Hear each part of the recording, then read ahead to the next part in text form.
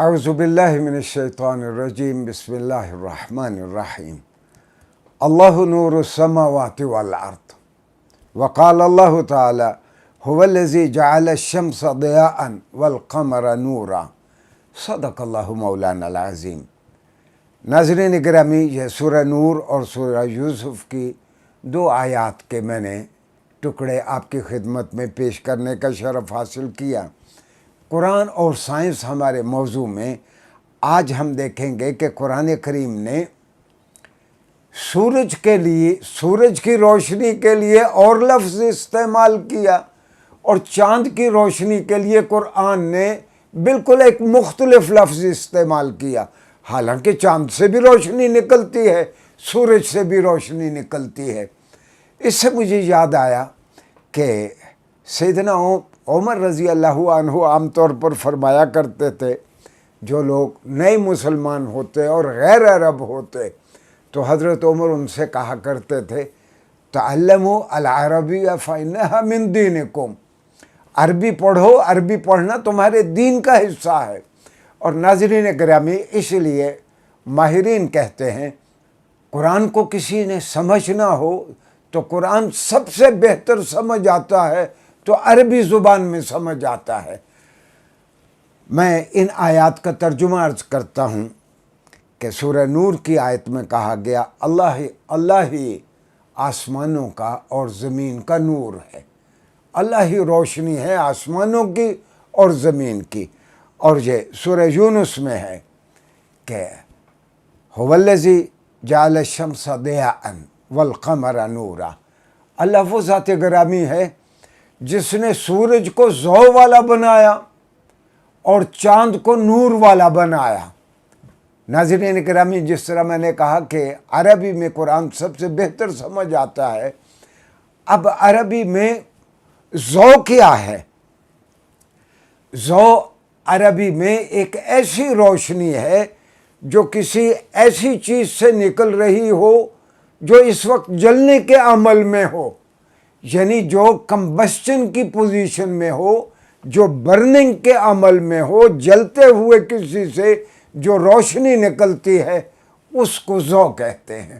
ناظرین، روشنی کے منعکس ہونے کا معنی یہ ہے کہ ایسی روشنی جو ریفلیکٹ ہو کے آئے، چاند سے ریفلیکٹ ہو کے جو روشنی آتی ہے، اور نور ایسی روشنی ہے کہ جو منعکس ہو کے آئے۔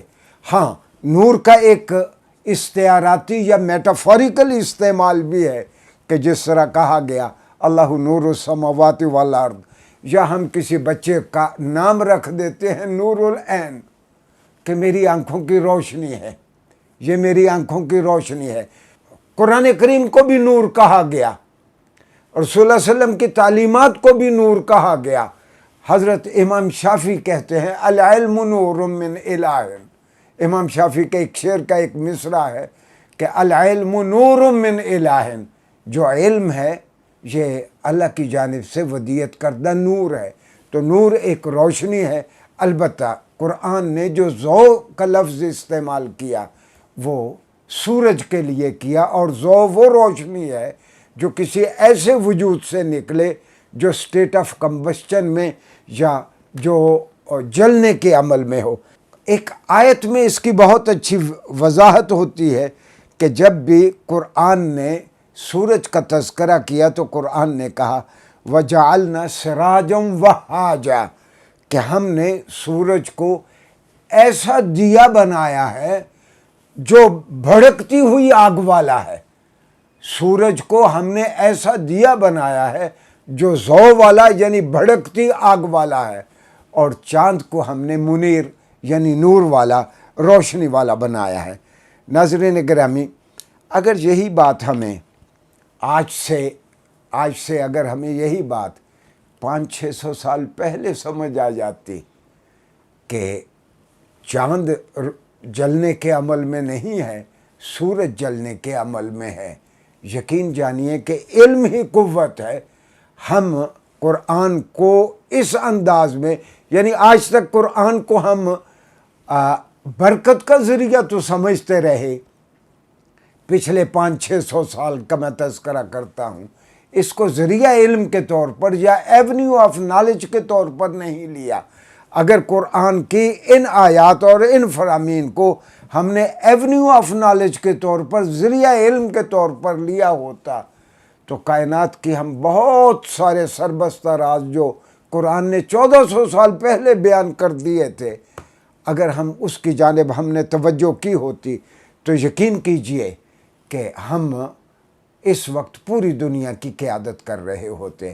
ہاں، ذوق کے بارے میں ایک اور بات میں کہہ دوں، ہم دیہاتوں میں گھروں میں یا بجلی نہ ہو ہم دیا جلاتے ہیں۔ دیا جب جلتا ہے تو اس کی بتی کو جب آگ لگائی جاتی ہے تو دیے کی روشنی کو ضوء السراج عربی میں کہا جاتا ہے۔ اب ہمارے ناظرین کو یہ بات بہت اچھی طرح سمجھ آ گئی کہ سورج کے لیے قرآن نے ضوء کا لفظ استعمال کیا اور چاند کے لیے قرآن کریم نے نور کا لفظ استعمال کیا۔ قرآن کے دیگر پہلوؤں پہ شارٹ لیکچرز میں آئندہ بھی ہم جائزہ لیتے رہیں گے۔ شکریہ جی۔